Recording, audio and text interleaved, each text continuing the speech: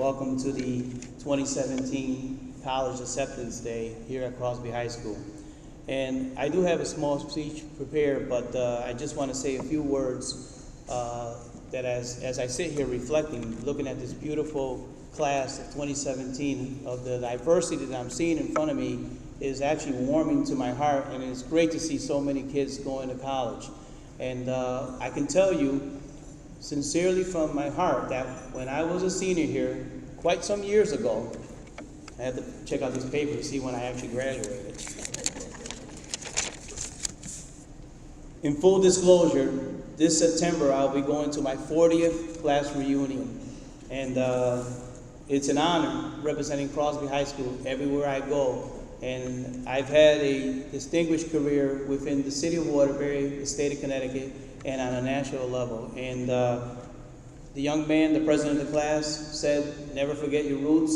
Well, that's what we here on the stage have talked about the whole time while you guys were walking in, is that we never forget our roots. We always remember where we came from, grounded in that community, and then in the spirit of the class, always remember your student body.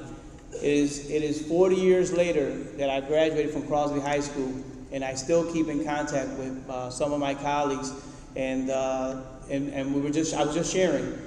They're in California, they're in Florida, they're in Puerto Rico, they're in Georgia, and many have gone on and beyond. And I still keep intact and still keep in touch with them because I believe that you are very much a fabric of where you come from. And I love what I'm seeing here in front of me in the class of 2017. And I would like the class of 2017 to turn around and give your parents and your guardians a round of applause, please.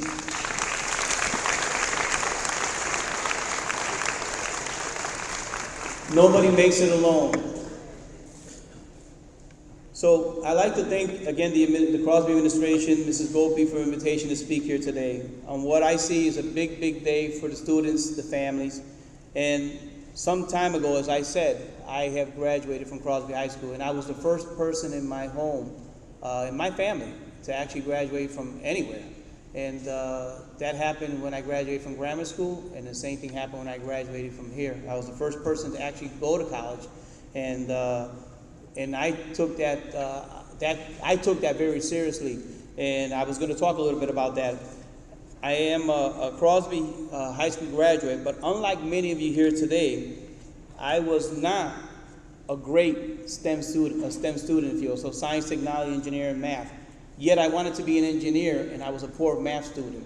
And when I graduated from here, I will openly and honestly, again, in full disclosure, didn't really participate to the best of my ability when I was in Crosby High School. I really didn't. I graduated somewhere in the middle of the road, and all these years later, the only person I cheated was myself. And I just did just enough to get by. That's good enough for some people in certain fields. It's not good for me, and it's not good for engineering practices. So when I went to college is when I completely stepped up my game. And as I shared with Commissioner Juanita Hernandez, unlike all of you that are sitting in front of me, I did not have any college plans whatsoever. First of all, there was no college acceptance days back in those days, number one. Number two, if there was, I wouldn't be sitting there because I had zero plan. And that, again, because of the fact that nobody in my family had attended college, there was no aspiration to continue on with education because I just didn't see that bar. And quite frankly, my family basically didn't see the need. And when I walked across the stage here many moons ago and I graduated, I went home for the summer. That September, probably 3 weeks before the September, I enrolled at what was then Waterbury State Technical College. And I was so ill prepared for college that I had to take a year of prep work, which is fine. I agreed because I really didn't have a plan and I really didn't have nothing else to do. I wasn't working.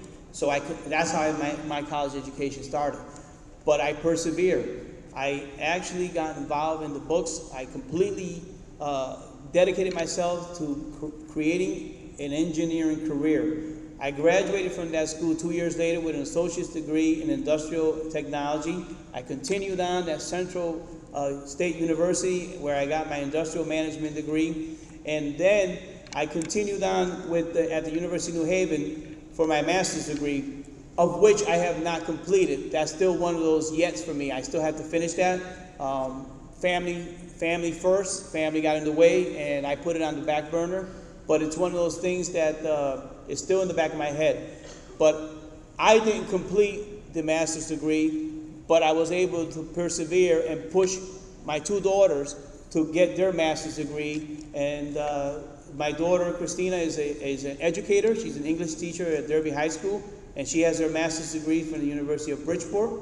And my daughter, Cassandra, is a social worker director here in the city of Waterbury, and she has her master's degree from Fordham. So in a way, as a proud parent, I feel fulfilled that what I wasn't able to do, my daughters were able to do. And again, I gave them a little bit of value that you have to go to college. They didn't have the choice. They had to go. I insisted that they go. And after they got their bachelor's degree, they saw the value in it, and they continued on their own.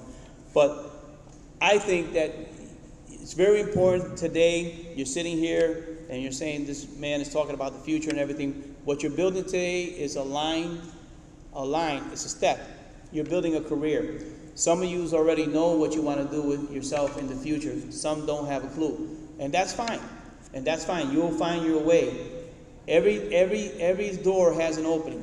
You have to figure out which one is the correct one for you. And I can't tell you as I get older, one thing that I keep saying to everybody, very important, engage with your community. Civic engagement is probably the number one thing that will keep you grounded in the community. For 40 years, I've been a community activist, and I've always stayed grounded with the community. I've been involved with every kind of organization that there is in the greater Waterbury area. I would suggest to you, if you're already not doing it, which I suggest many of you already are, start volunteering. Start finding organizations that can help you build that bridge.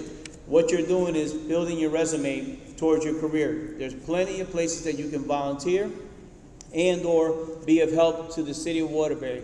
And Mrs. Gopi talked a little bit about the gathering. And I think that one event is the single biggest event that the city of Waterbury has put together that builds bridges to activities like this. And when I see as diverse an audience as I see here, it fills my heart with warmth, saying that we were on the right track with what we came up with the gathering 5 years ago.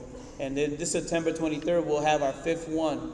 And ladies and gentlemen, believe it or not, we'll have 100 countries participating in it, all from the Waterbury or the greater Waterbury area. And it's folks just like us. We're all from the area here. So as your careers wind down at Crosby High School, just remember the leadership that's here that forge the steps in the career that you're building.